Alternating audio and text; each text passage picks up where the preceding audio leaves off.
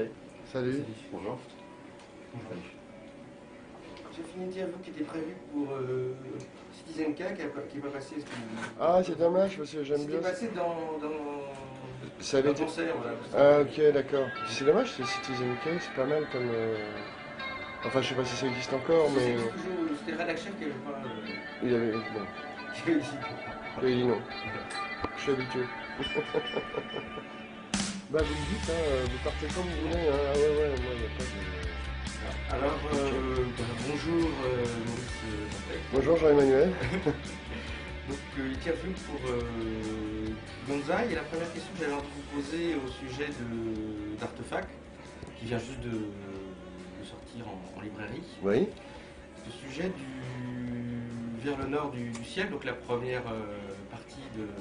Le premier récit, on va Le premier dire. récit, voilà. Ouais. Ce qui m'a intéressé, c'est que la fin il y a une sorte de, on va dire, un coup de théâtre, un petit peu de twist Oui. final. Oui. Et, C'est exact. j'ai pensé à ça m'a renvoyé à un truc de la culture populaire, comme les épisodes de la 4e dimension et autres, mais avec la dimension métaphysique qui là n'est pas dans la 4e dimension, du moins. Les pauvres, faut pas en Je l'avais vouloir quand même. Et contrairement sur la télévision aussi. Donc c'est ça qui m'a intéressé, c'est qu'en même temps il y avait un côté Ouais. de structure de roman populaire, on va dire, et lié à une dimension métaphysique. Est-ce que c'était un choix de. Moi, je crois que c'est mon choix depuis le départ, sauf que. Enfin, depuis le départ, je veux dire. Depuis le départ de ma glorieuse carrière dans le monde des arts et lettres. L'idée, c'était, c'était pas une idée, c'était plus une impulsion, une intuition, au départ même quelque chose d'un peu flou, je dois reconnaître, qui était que je remarquais par exemple que dans le rock, en termes de, j'allais dire en termes généraux, on va dire, c'est pas vrai tout le temps bien sûr, mais bon, vous pouvez avoir un type comme Robert Fripp et King Crimson, ça ne va pas les empêcher, si vous voulez, de penser, de faire du rock, vous voyez. Bon, après, vous pouvez avoir téléphone, ça c'est un autre problème. Mais en général, précisément aussi dans le monde anglo-saxon, qui est un monde beaucoup plus cultivé que les Français ne le pensent, je sais pas, je vais citer, je vais y aller comme ça, c'est le matin en plus, donc bon, j'essaie de me rappeler, mais je pense aux années 60 à Syd Barrett.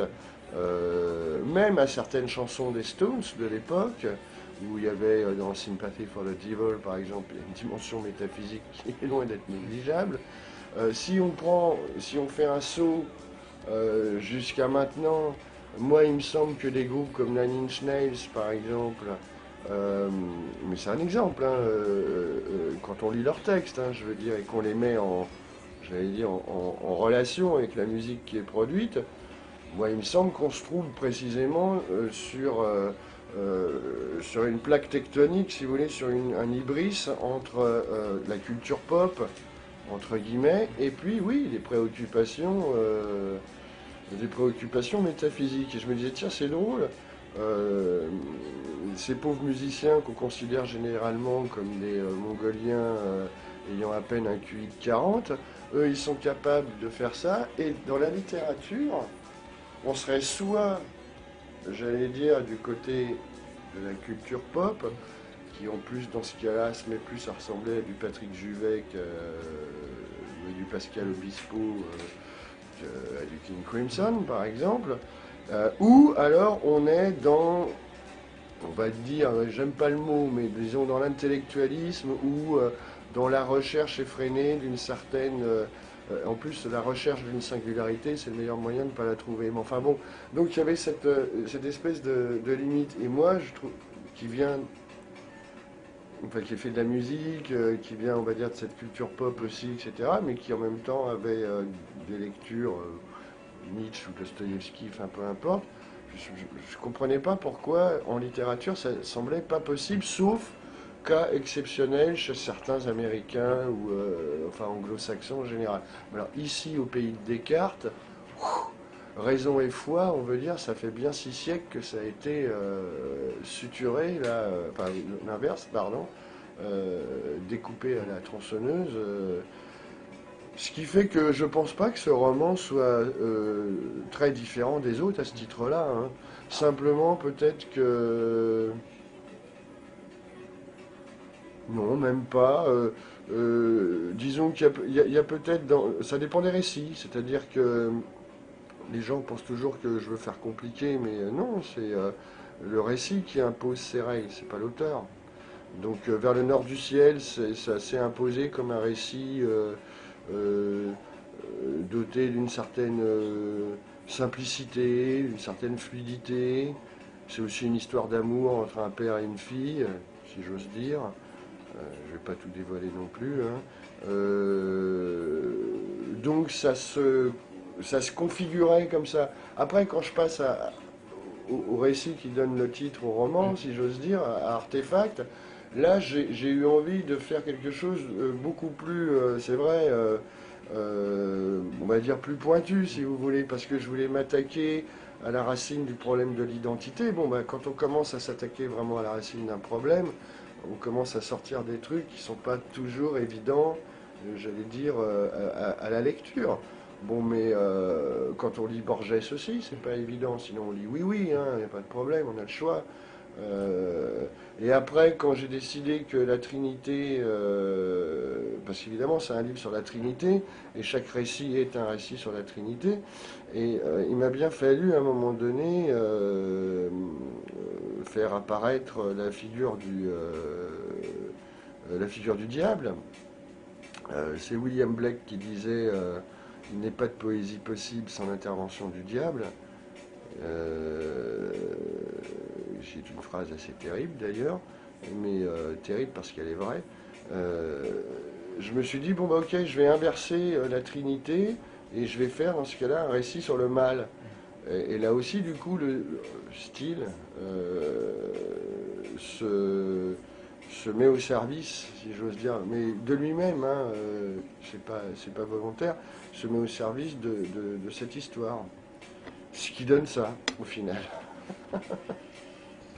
Et ce qui est intéressant aussi pour finir sur vers le nord du ciel, c'est que sans dévoiler le roman, on peut quand même dire que un des personnages principaux est pris pour un fou. Du moins à un moment du récit, sans dévoiler. Ouais, l'idée, si tu veux, c'est le livre a été construit. J'aime pas ça, parce que un livre ça se construit pas, mais c'est lui qui vous construit. Mais bon, peu importe. Disons, le livre a été écrit, conçu, écrit comme, disons, une multiplication. Là, il y en a trois de points de lignes de tension entre l'identité et l'altérité. C'est au départ, c'était la chose que j'avais envie de faire. Et c'est de là que, en lisant les célèbres patristiques qui énervent les inrecuptibles et tous les autres, saint Thomas d'Aquin, tous ces auteurs démodés, j'ai commencé à comprendre, précisément, c'est en lisant les auteurs du Moyen Âge que j'ai compris les problèmes de la modernité. Donc, entre autres, le rapport extrêmement complexe qu'il y a entre soi et l'autre, l'autre en soi, et qu'est-ce qui se passe quand, j'allais dire, ça se met en mouvement? Eh ben, apparaît une tierce figure à chaque fois. Alors, à chaque fois, elle va prendre une forme différente, mais à chaque fois, ça va être un artefact du récit. Alors, dans Vers le nord du ciel, j'allais dire, c'est quasiment c'est presque le cogito ergo sum, c'est-à-dire même, j'espère avoir réussi ça, j'espère que jusqu'à la fin, le lecteur ne sait pas si l'histoire qui lui a été contée, enfin, est vraie en tant que telle que racontée par le personnage, ou si c'est plutôt l'interprétation médicale qu'il faut privilégier. J'ai essayé de faire en sorte qu'on ne puisse pas savoir. Ça, c'était la première version, j'allais dire, du rapport entre l'identité et l'altérité. Après, dans l'artefact, ça se passe d'une manière différente. Et après encore, dans le monde de ce prince, selon une autre procédure, quoi. Mais c'était ça l'idée. L'idée, c'était que les trois personnages étaient des machines à écrire, comme je dis, sont des écrivains. Chacun d'une manière évidemment extrêmement différente, sinon c'est pas intéressant, hein. Surtout les histoires d'écrivains, c'est franchement pas intéressant. Pour que le livre soit, comment dire, euh, là-dessus, je suis un peu maniaque, hein, je reconnais, c'est-à-dire que quand j'ai une idée en tête, pour me la faire moi-même enlever, il faudrait que j'y aille au burin ou à la tronçonneuse. C'est-à-dire que vu que je faisais un livre sur la Trinité, que je suis catholique, comme tu le sais, donc pour moi, l'homme a été créé à l'image de Dieu. S'il a été créé à l'image de Dieu, il a été créé à l'image de la Trinité. Ah, donc ça voudrait dire que l'homme est trinitaire, qu'il y a quelque chose de la Trinité en lui, des trois personnes. Alors, ça a commencé à me poser de sérieux problèmes. J'ai été justement me replonger dans ces auteurs démodés du XIVe siècle qui m'ont apporté la réponse.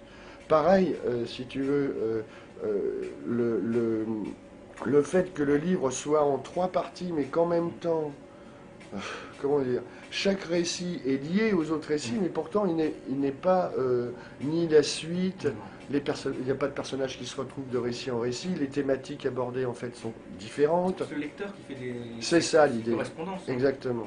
Et pourquoi, pourquoi votre fille est muette, comme disait Molière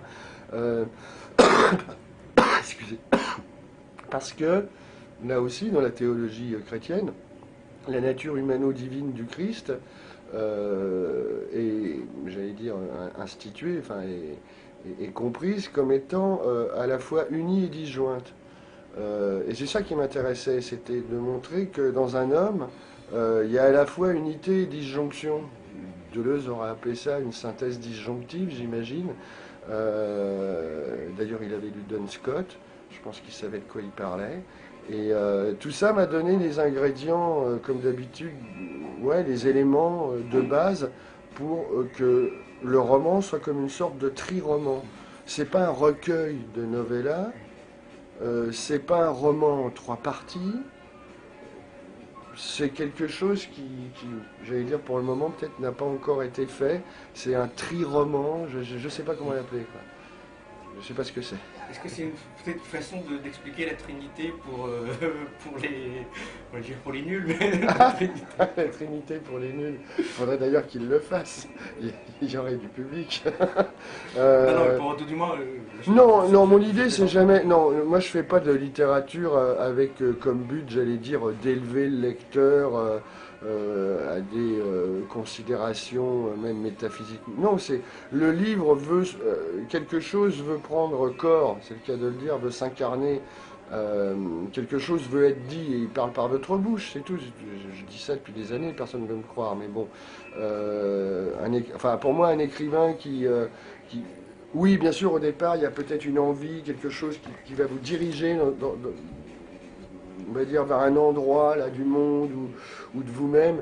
Mais après, j'allais dire que cette base préliminaire a été posée. Faut que vous laissiez faire le livre. C'est lui qui va vous guider, c'est évident, puisque vous êtes qu'un instrument quand même quoi, dans l'écriture du bouquin. Sinon, bon, bah, vous faites un storyboard, puis vous remplissez les cases, quoi. Donc Johnny rencontre Marie, il lui met une paire de claques, il la tue par accident, enfin je sais pas, vous voyez. Oui. Et il y a dans l'artefact, il y a l'idée que le verbe crée la vie, et c'est aussi ça fait penser aussi à la Kabbale. Est-ce qu'il y a une... J'allais dire, le verbe créant la vie, c'est... j'allais dire, c'est les prémices de base, de base, redondant, pardon, mais c'est les prémices de tout le judéo-christianisme, hein, et du christianisme en particulier, avec, j'allais dire, l'intervention, c'est le moins qu'on puisse dire, l'intervention constante dans la vie des hommes du logos, de Dieu comme verbe, quoi. C'est ce qui fait la singularité du christianisme à jamais, à mon avis. Et Dieu, donc il y a aussi le diable, sans déplorer le oui. nom de ce prince. Et avec une grande cruauté d'ailleurs de ce diable-là. Et Un diable qui serait pas cruel, là aussi, si vous voulez. Ça me fait toujours marrer les auteurs qui disent tiens, je vais faire un récit diabolique, puis vous lisez le truc, vous dites bon, il aurait pu être barman, là, votre démon. Enfin, non, en plus, pour moi, la figure diabolique, c'est précisément, enfin, je veux dire, la figure antéchristique au sens fondamental du terme. Euh, c'est aussi, par exemple, entre autres aussi dans le monde de ce prince, je pense avoir j'allais dire, bien appuyé là où ça fait mal à ce niveau-là, c'est le monde de la technique maîtresse, pardon. Euh, évidemment, si vous voulez, là, j'ai pas hésité, je suis pas vraiment pudique, mais j'essaye de pas être complaisant. Mais là, j'ai été confronté à un problème qui était que le diable est complaisant. Donc comment, particulièrement en plus. Ça a été un grand problème que j'allais dire que d'aller, osons le dire, dans une certaine forme, vers une certaine forme ou à travers une certaine forme de sadisme, mais de sadisme froid, comme dit Heine, le diable est froid. Euh, Justement et c'est parce qu'il est froid, je dis, qu'il peut supporter tous les brasiers. Donc c'était ça l'idée, c'était de montrer que le diable c'est pas un être cornu avec une queue rouge qui brille dans la nuit, etc. Mais que c'est plutôt, d'une certaine manière, l'être normal dans son excellence, même si ça peut paraître contradictoire. C'est la banalité du man d'Hannah Arendt, si vous voulez, version accompagnée par les Stooges, si vous voulez. et ce diable, donc, il y a la technique qui joue un rôle très important. Est-ce que vous avez voulu, par le biais de ce récit, notamment parlant d'Internet, est-ce que c'est une vision que vous voyez à long terme de l'évolution de ces techniques-là, même si évidemment c'est par le biais de la fiction? Est-ce qu'il y a une espèce de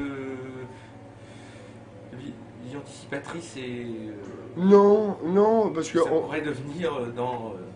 ça l'est déjà en fait. Si tu veux, le diable se sert d'Internet parce que le diable c'est l'inversion du logos, et pour moi Internet c'est l'inversion du logos, surtout ce que c'est devenu ces dernières années. On pouvait encore avoir, moi j'ai jamais eu j'allais dire d'abord j'ai jamais eu trop de tendances utopiques, j'ai été vacciné très jeune,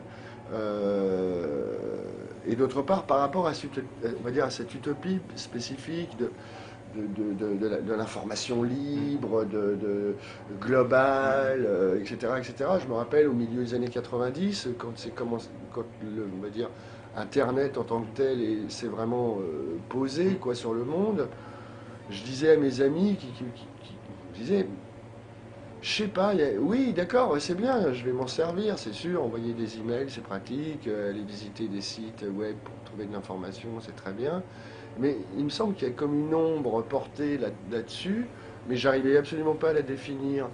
Et je crois que si on regarde on va dire le monde du web aujourd'hui, on commence déjà à mieux comprendre, je pense, ce qui est en train de se passer. C'est-à-dire que malheureusement, enfin, toute massification, par définition, est totalitaire. Donc Internet a beau être, entre guillemets, un produit démocratique. Déjà, pour moi, la dictature n'est jamais qu'un produit de démocratie. Hein. Tous les dictateurs ont été mis au pouvoir par la démocratie. Il n'y a pas de contre-exemple dans l'histoire, donc c'est dommage, hein, mais c'est comme ça. Donc on est face à un objet, une simulation d'objets, au pluriel en plus, où la vulgarité, la haine, l'ultra-violence gratuite.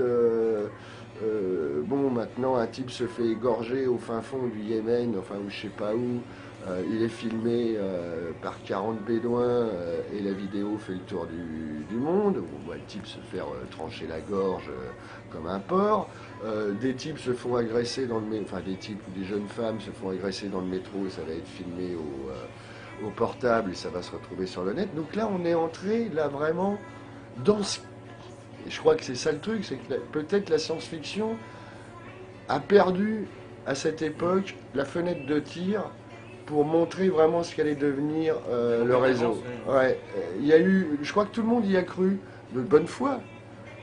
Personne n'aurait imaginé que, bon, les gens allaient se dire, oui, bon, on va bien trouver des photos porno, oui, bon, j'allais dire, ça n'a jamais tué personne, n'est-ce pas? Mais quand vous avez des sites pédophiles, quand vous avez des sites de haine raciale ou, enfin, peu importe, antisémite ou des sites pro-terroristes, pro-Al-Qaïda, etc. Enfin, vous voyez, là, à ce moment-là, vous commencez à dire, ouh là là, la figure du monstre commence à apparaître. Donc c'est évident que dans le monde de ce prince, comment dire, le diable, ou plutôt celui qui se fait appeler son frère, se servent comme même d'une extension de lui-même, de l'Internet, pour dire à l'humanité, je vous tends votre miroir, c'est ma job, voilà ce que vous êtes, regardez-vous bien en face. Et c'est ce qui se passe quand vous ouvrez votre PC, que vous tapez une recherche Google, que vous avez, je sais pas, 5000 hits, et puis que vous allez voir un truc. À un moment donné, vous allez tomber inévitablement sur un truc bizarre. Si c'est sur un, déjà, c'est cool. Mais sinon, ça va être sur 30. Voilà, quoi. C'est bizarrement... Internet apparaît, j'allais dire, comme apex de la démocratie, et en même temps, c'est à ce moment-là qu'il l'a fait sombrer. Alors j'avais un petit jeu Ah bon? super ludique, enfin, c'est quelques noms, et c'est d'avoir Mon avis. votre avis rapidement. Il n'y a pas de piège, hein, Non, d'accord. j'ai mis des noms, voilà. Alors c'est juste comme ça les premiers mots qui peuvent vous venir à Allez-y. l'esprit. Orson Welles, Orson Welles, La soif du mal. Philippe Cadic, Oh là là, Philippe Cadic, mon Dieu. difficile de trouver un seul mot, mais Ouais, Philippe Cadic, c'est... Évidemment, dans un premier temps, je vais me référer à leur œuvre parce que système intelligent, vivant et agissant. James Ellroy, James Ellroy, le grand nulle part, c'est-à-dire Los Angeles. Michael Moorcock, Ah, Moorcock, ça a été un de mes amours d'enfance, j'allais dire, en termes de littérature. Je dirais justement, voilà, exemple typique de ce dont on parlait au départ, on va dire, de crossover entre des préoccupations métaphysiques et la culture pop. Moorcock, c'est lui qui m'a, même plus que Burroughs d'une certaine manière, qui m'a montré que oui, c'était possible. Alors je dirais Jerry Cornelius, évidemment, mais pratiquement toute son œuvre est axée là-dessus. Vous lisez La Défense Glogauer, par exemple, je ne sais pas si vous avez lu ce roman-là. Voilà quoi, c'est l'histoire du XXe siècle racontée par Michael Moorcock, quoi, vous pouvez imaginer. On continue avec Ballard, Beauté. Léon Blois, Beauté et... Comment je pourrais appeler... Enfin, excusez-moi, je trouve pas le mot à ce moment-là.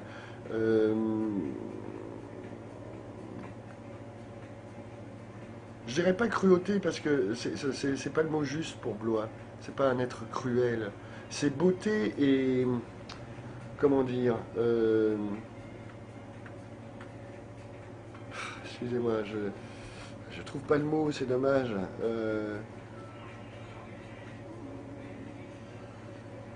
Cette chose qui fait que beauté et foi. Le golem. Le golem, l'écrivain. Et puis Nancy Sinatra, Nancy Sinatra? dernier, Ah, dernier nom. Bang Bang. These boots are made for walking. And what did... Comment c'est déjà? Ouais, j'ai un trou de mémoire, c'est le matin, là. Je suis pas très bon à ce niveau-là. Mais oui, des jolies bottes qui vont écraser ton joli visage. Comme il est dit dans la chanson. Et est-ce que vous auriez un dernier commentaire sur Artefact, parce que c'est ça qui fait notre actualité pour le moment Moi, les commentaires, c'est pas trop à moi de les faire. A priori, je peux ou essayer. du moins plutôt pour affiner ma question, plutôt de quelqu'un qui ne connaîtrait pas Maurice Dantec et qui ne connaîtrait pas Artefact, et comment vous le décririez-vous Le livre, vous voulez dire? le livre, là, qu'est-ce que c'est que ce... Question pertinente, je dois dire. Comment je le décrirais? Moi, il me semble que l'écrivain n'est pas, est pas le mieux placé pour décrire, en plus, ce qu'il vient d'écrire il y a quelques mois, c'est le cas de le dire. Je lui dirais juste essaye. Très bien, bah, merci Maurice Dantec. Bah, c'est moi qui vous remercie. Et Artefact qui vient de sortir chez Albin Michel. Oui, absolument.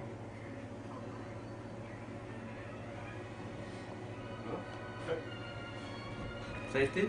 Bravo, aucun problème.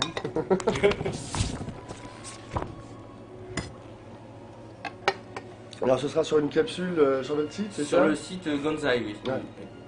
Alors, Ouais, je vous connaissais pas, hein. Donc, Enfin, là, avant non, de... oui, le site. Et, Oui, oui, le site. Pourquoi, il y a une revue? Non, non, non, il n'y a pas de revue.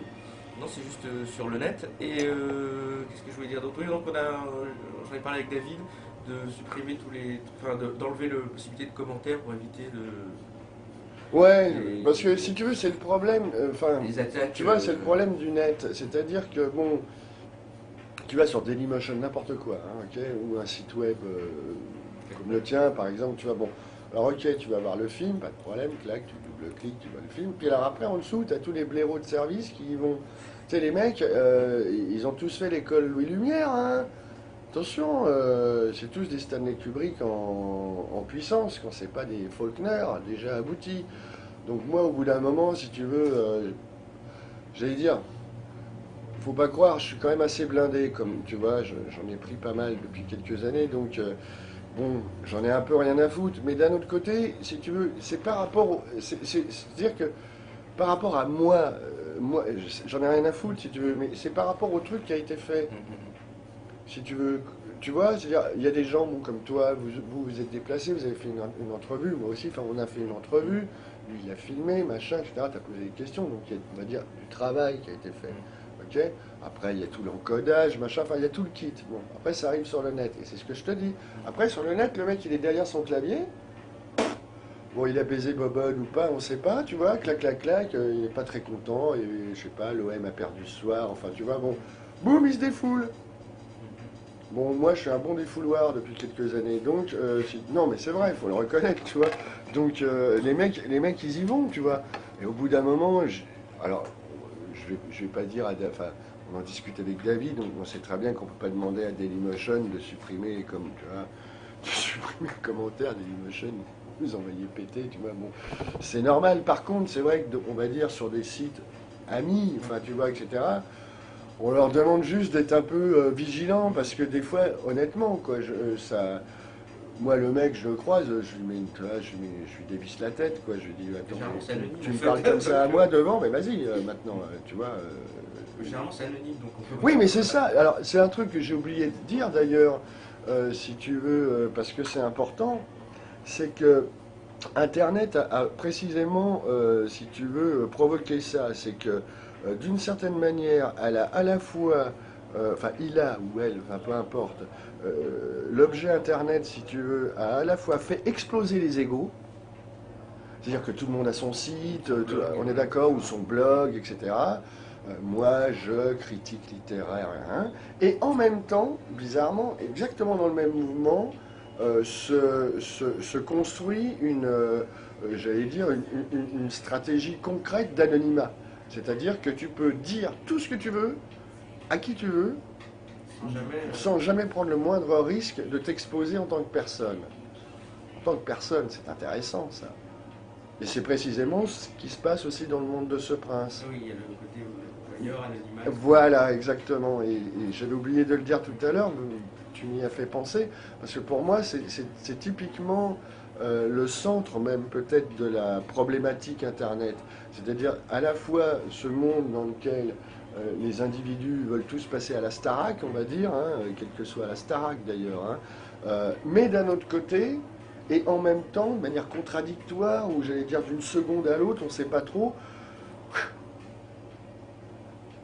Moi, je suis enfin, Coca-Cola Kid, enfin, peu importe le pseudo que le mec se choisisse, et voilà quoi.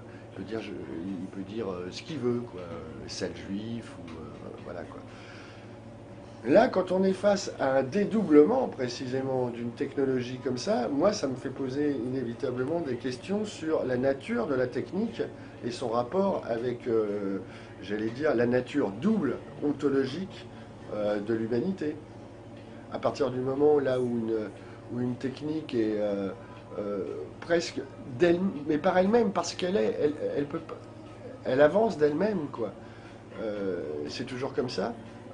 Et là, on est dans la technodémocratie. C'est-à-dire, on est dans l'ultime versant, j'allais dire, de la démocratie comme terrain d'expérimentation des techniques. Et ben voilà, ça nous amène, à mon avis, à ce dédoublement où la part du diable prend de plus en plus, ouais, prend de plus en plus sa part, si j'ose dire, à la fois dans les individus et plutôt dans les non-individus qui sont en train de se créer justement via ça. Et aussi le fait de trier, enfin de trier les choses et des informations, etc. De hiérarchiser, de trier, et là, le rapport au temps, puisque tout est mélangé. Bah oui, Elvis Presley devient le contemporain de saint Thomas d'Aquin. Tout est à la fois simultané, donc ça veut dire qu'en même temps, bizarrement, quand tout est simultané, plus rien ne peut l'être non plus. Donc tout est désynchronisé aussi. De plus en plus, le monde ressemble à une sorte de puzzle qui tiendrait, mais on ne sait pas trop comment, parce que tout se met à se disloquer, et c'est peut-être par la dislocation qu'il trouve son sens.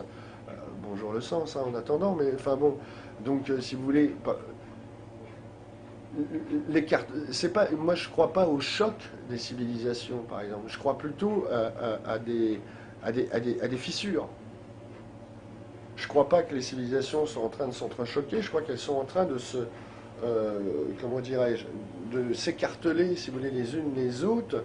Euh, J'allais dire, le monde arabo-islamique ne vit pas en 2007. Il vit en l'an, excuse-moi, 612, moi 2007, j'ai un peu du mal là en calcul mental, voilà, de l'Hégire. Mais au sens réel du terme, c'est-à-dire qu'ils ne vivent pas en 2007. On est sur des planètes différentes. Alors, c'est vrai avec le monde islamique, parce qu'il se trouve qu'en plus, là, on va dire, le conflit géopolitique est à son comble, mais ça pourrait être avec les Chinois, qui ont aussi une autre manière d'envisager l'histoire. Et ça, c'est quelque chose qu'on n'a pas eu le temps de penser. Parce que ce qu'on appelle la mondialisation, qui ne veut pas dire grand-chose, mais enfin, l'unification du monde qui s'est produit, grosso modo, 19e, 20e siècle, nous avait plutôt habitués, et même les critiques de ça disaient, oulala, on va vers une homogénéisation, tout va se ressembler, bon, Huntington qui dit oulala, boum. Et moi, je vois pas ça, je vois des planètes je vois des mondes qui s'éloignent, et je vois des gouffres. Par contre, là, c'est autre chose, je vois des gouffres sans fond qui s'ouvrent entre ces civilisations. Alors là aussi, bizarrement, Internet joue le double rôle, si tu veux, je veux dire, de simulation, réussie d'ailleurs, de simulation d'un globe au moment même où le globe disparaît. Ah oui. Paradoxal. Ben, je crois que c'est malheureusement, enfin malheureusement ou pas, c'est peu importe, c'est le monde dans lequel on va vivre.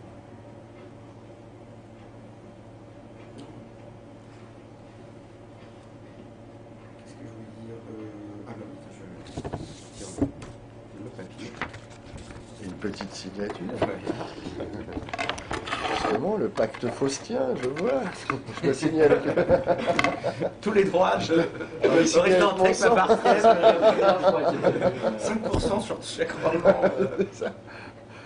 Par contre, je crois que j'ai pas de quoi écrire. L'anti-poignard. Ah oui, c'est ça. Hein. Bon, la lame Gillette, ça ira. Hein. Alors, dis-moi juste, je signe où ici, là c'est Oui, oui, ça j'ai mis là.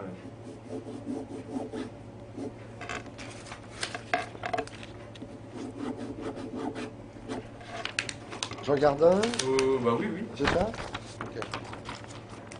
Je vais demander une petite étiquette. Ah, ok. L'occasion se présente. Vous avez pris la dernière, ce que j'ai redit sur l'anonymat Ah, c'est bien. Merci. Oui, parce que du coup, on rebondit et voilà.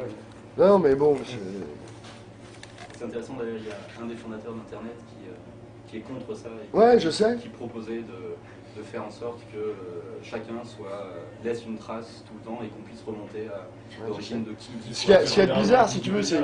Avec Wikipédia, normalement, on voit toutes les modifications. Ouais, ouais, Wikipédia, c'est même drôle, quoi. Ah, c'est sublime. Ouais, J'ai vu un truc sur De Gaulle où ça n'arrêtait pas de se battre. Oui, voilà, les mecs, Mais c'est c'est ça. parce que tous croyaient être anonymes. Et C'est c'est ça. drôle de se réveiller un jour et de faire mais non, bah, trop tard. Et ouais, Enregistré, on vous a vu. avec le site qui Oui, surveille c'est ça justement, qui dit ah ça vient de la CIA, ça vient du Vatican. Ah, ah, Ça c'est assez drôle. ah, ah.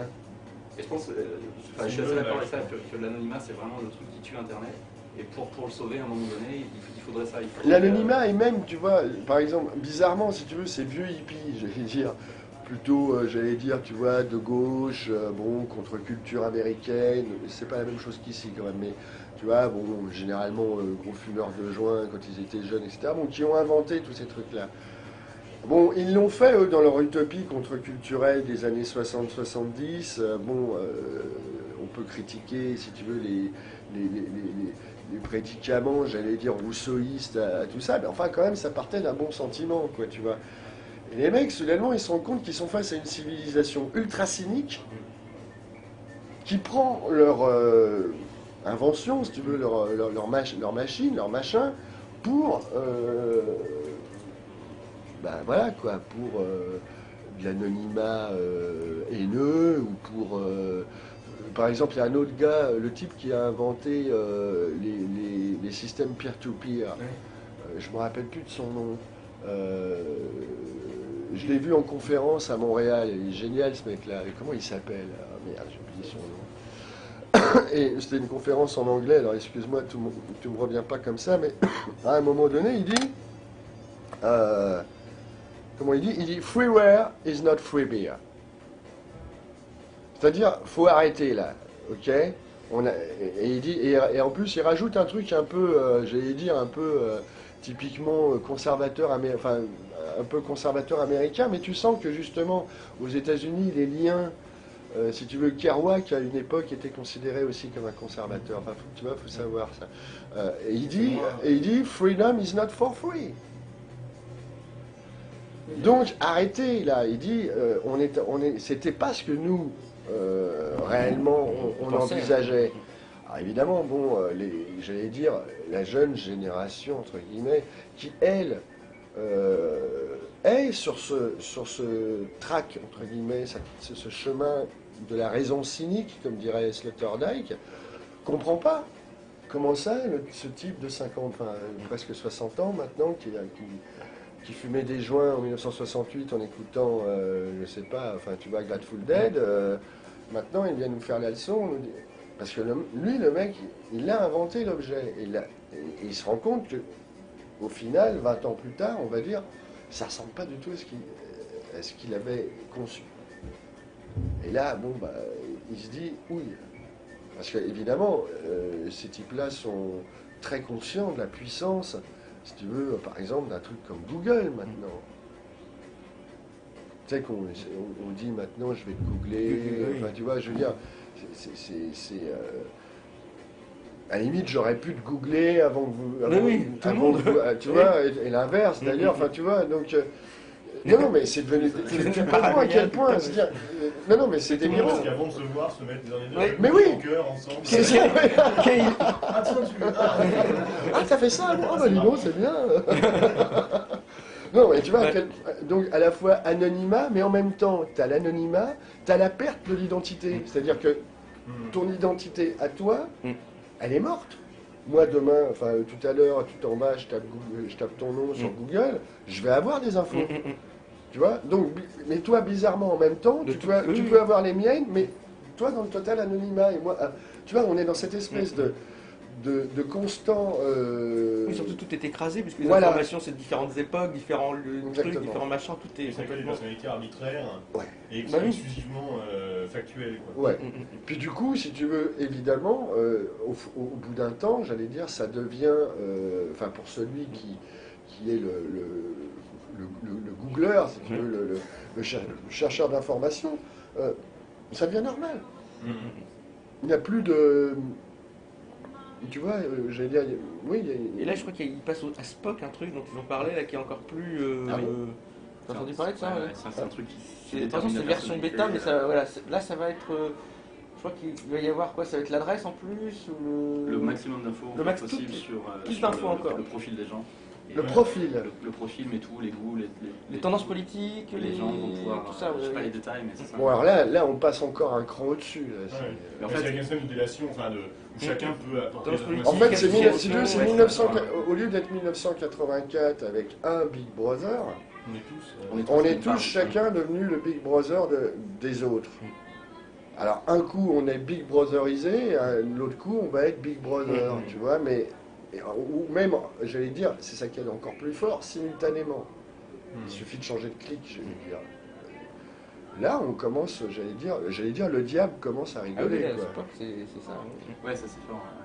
Parce que déjà, en fait, quand les gens s'inscrivent dans un site pour dire ce qu'ils aiment en musique, en même temps ils s'inscrivent dans un truc pour retrouver leurs vieux copains de classe, dans un autre truc pour dire leur goût littéraire. Et là, ça, Spock, il récupère tout. Ouais, c'est ça. Et il cumule tous ces trucs-là, et en fait, ça crée une identité. Il fait une sorte d'algorithme, j'imagine, enfin, je sais pas quoi. Il chope tous les profils, et du coup, on obtient l'histoire des journaux où des gens voient leur nécro dans le journal par erreur, comme ça. C'est un peu ce genre d'idée. Tu tombais sur le net, sur un article, sur ta personnalité. Un nécro déjà prévu. Oui, non, mais ta personnalité, tu te retrouver face à quelqu'un qui t'est complètement étranger, mais qui est censé être toi. C'est moi, pour un bouquin, ça pose des questions incroyables. Ah ouais, un bouquin, là, j'ai écrit, c'est un bouquin qui a fait un copain, il m'a demandé un coup de main. Ça s'appelle Les Destins brisés du rock, et donc j'ai écrit une soixantaine de nécros, de plein de rock. Et au bout d'un moment, il arrive que, pareil, on commence à faire soi-même ses statistiques. Il dit, ah voilà, tant de guitaristes, tant de trucs, à tel âge. Donc voilà, nous-mêmes, on commence à fonctionner involontairement comme des machines Google ou Spock, bien sûr. Parce qu'on commence soi-même à faire ces petits camemberts avec les... Oui, ça je pense qu'en plus c'est la force du médium, quoi. C'est qu'il finit par imprimer son type de fonctionnement dans dans nos neurones, quoi. C'est évident.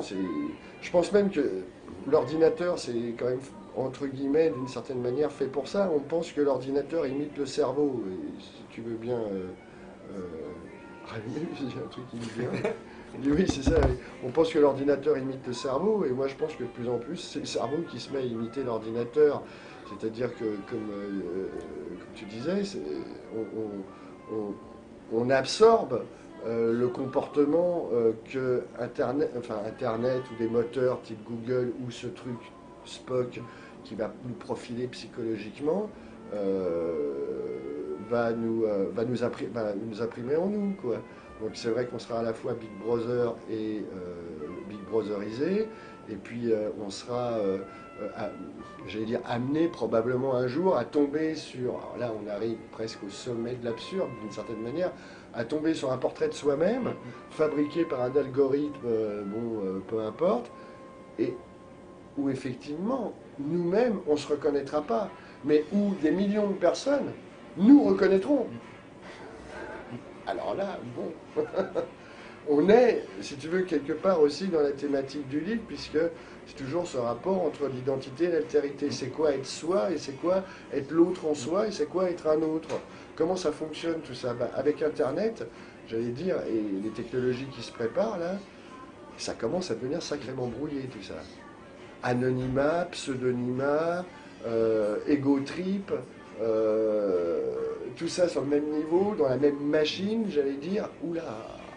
Parce qu'il y a aussi, j'oubliais, mais toujours sur Internet, il y a le deuxième monde aussi. On peut... Oui, par exemple, les mondes persistants arrivent déjà...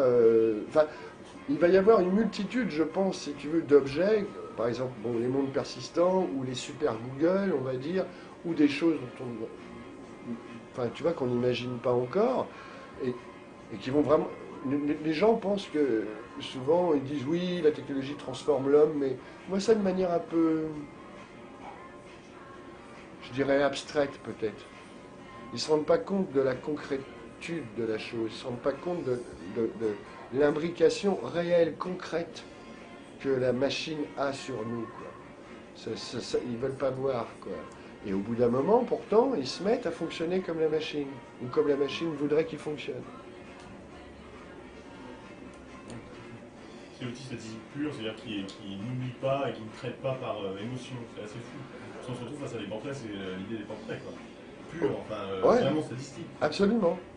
D'ailleurs, si tu veux, c'est pour ça que le diable, à la fin, parle toujours des nombres, si tu veux, comme ses alliés, quoi. C'est-à-dire, lui, ce qu'il voit dans les individus, c'est une masse statistique d'organes à qui il va pouvoir choisir un certain nombre de méthodes de destruction, de manière extrêmement technique, oui, absolument. Et en même temps, je pense que même s'il va très loin, si tu veux, ce diable, c'est aussi nous-mêmes. Ce que ce monde est en train de nous faire nous transforme en ça. Oui. On est au début de l'Internet, de toute façon.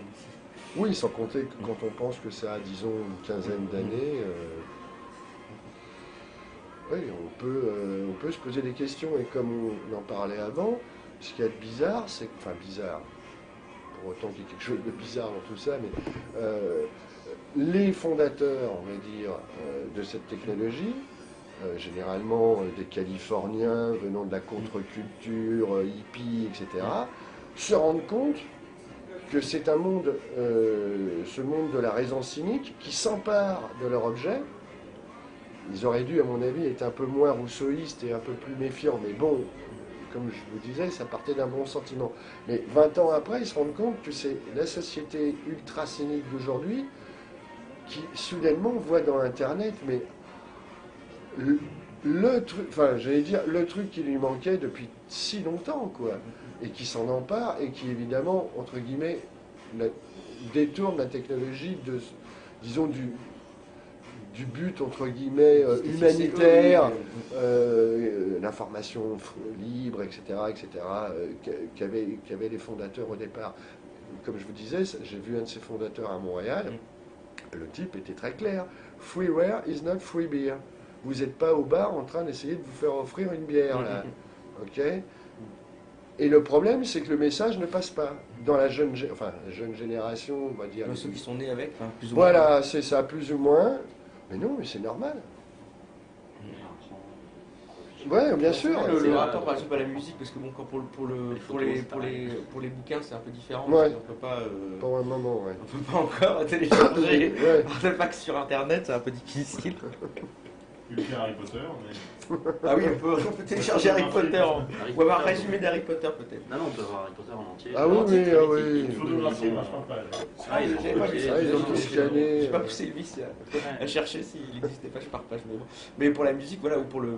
Là, j'avais lu une interview d'un cinéaste qui disait, bon, peu importe, le type, il racontait, c'était fantastique, il disait, c'est horrible, parce que le film, en fait, il avait envoyé la bobine du film... Et elle a été interceptée, elle a été envoyée sur Internet, et le film n'était pas fini d'être monté, pas fini d'être... donc c'était que la version... bêta, on va dire. Voilà, la version brouillon.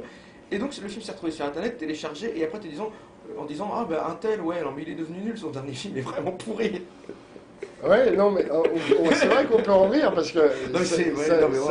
Non, mais il vaut mieux à la limite parce que c'est vrai qu'on va arriver. Et le pauvre gars, il se retrouvait. On va arriver à une multitude comme ça d'effets qui à la limite peuvent être traités humoristiquement, mais qui en même temps, je veux dire, un type qui fait un film, qui met toute son énergie dans un film, enfin tu vois, en plus faire un film, c'est quand même un gros truc, quoi.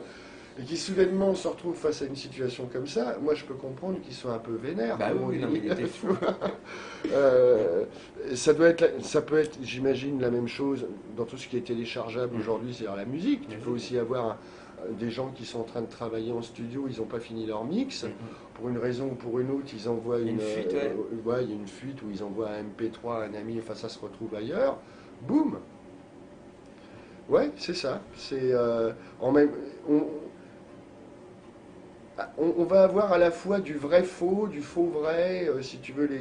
En même temps, quand on voit par exemple que si tu tapes, c'est mon ami David qui m'a dit ça, tu tapes 11 septembre sur Google, tu fais le recensement des hits que tu obtiens, on va dire que 9 sur 10 à peu près sont de l'ordre de la théorie de la conspiration, du type il n'y a pas eu d'avion, en fait c'est un moustique qui est entré par la porte du Pentagone avec un pétard, enfin tu vois, les trucs de Thierry Messant et compagnie. 1 sur 10 correspond, on va dire, à des analyses qui essayent d'être objectives. Le reste, c'est anonyme. Donc le type peut dire n'importe quoi, c'est les juifs, les martiens, enfin tu vois, la CIA, peu importe. Attends, j'entendais le patron d'un site d'info qui disait, lui de manière qui me semblait excessivement naïve, en gros, que c'est super parce que maintenant les articles des journalistes sont modifiés grâce aux